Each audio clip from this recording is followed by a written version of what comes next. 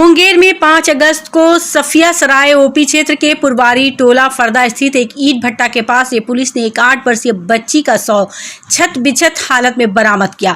बच्ची 4 अगस्त को दिन के 1 बजे से लापता थी। बच्ची का शव मिलने के बाद बच्ची के परिजनों ने बच्ची के साथ दुष्कर्म के बाद उसकी हत्या की आशंका जताई थी, जिसमें आज मुंगेर के पुलिस अधीक्षक जग्गूनाथ रेड्डी जला रेड्डी ने अपने कार्यालय में एक प्रेस कॉन्फ्रेंस कर इस मामले में बड़ा खुलासा किया। उन्होंने पत्रकारों को बताया कि बच्ची की हत्या जादू टोना को लेकर उसकी बलि देने को लेकर की गई है। उन्होंने बताया कि परहम निवासी दिलीप कुमार की पत्नी को बच्चा नहीं हो रहा था, इसीलिए वो खगड़िया जिले के कोरमाही थाना क्षेत्र मथुरा गांव निवासी परवेज आलम नामक एक ओझा बाबा से मिली, जिसने दिलीप की पत्नी को ठीक करने का आश्वासन दिया। उसके बाद उसने अपना जादू टोना शुरू कर दिया।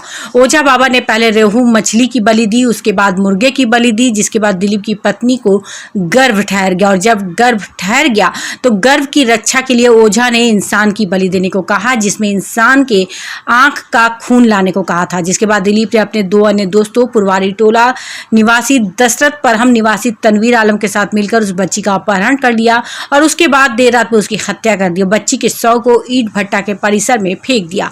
इस घटना पर वैज्ञानिक अनुसंधान के बाद बच्ची की निर्मम हत्या किए जाने के राज पर से पर्दा हटा है। पुलिस ने इस मामले में ओझा सहित 4 लोगों को गिरफ्तार कर लिया। बेदम हो चुका है, तो पहले हमारा पोस्टमार्टम के आधार पर पता चलता है कि इसमें दुष्कर्म का मामला नहीं है।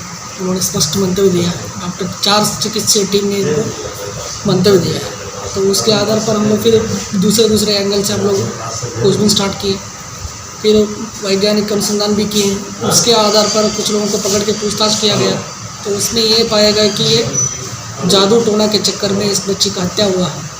और जो दिलीप चौधरी एक है, उसका उसी से ये जुड़ा मामला है।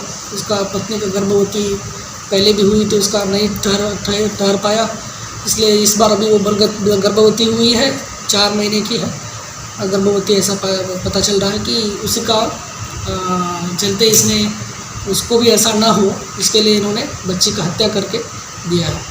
और जिस दिन हत्या किया है उस दिन इसका साथी दशरथ मंडल और तनवीर उनको सहयोग किया है।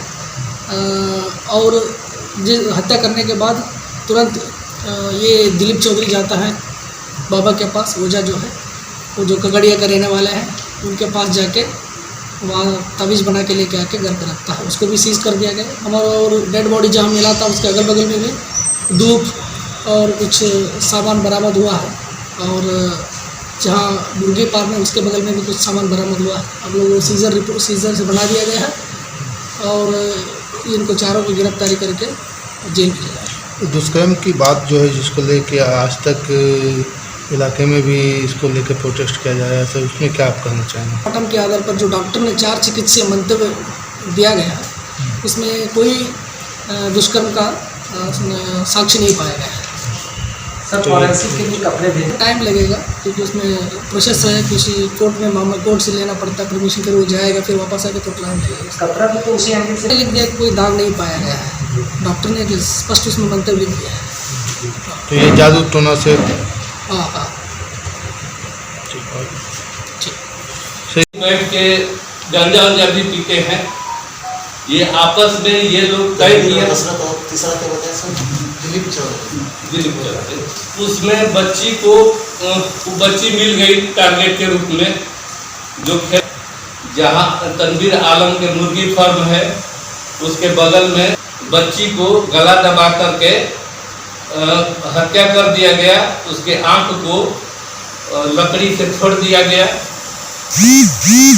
तत्पश्चात दिलीप बाबा से मिलने के लिए चले जाते हैं। 5 तारीख को जिस दिन डेड बॉडी मिलता है, ये वहाँ से खिसक जाते हैं, चले गए बाबा के यहाँ। कौन सा? एक ओझा है और बाबा है, और दिलीप चौधरी है, तनवीर है और Dasharath. Thank you thank you sir. उन लोगों जिस महिला के लिए ये हत्या हुई, क्या उस महिला पर भी कुछ होगा कि उसको देखेंगे, उसका क्या रोल है, उसको पता है कि नहीं? उस महिला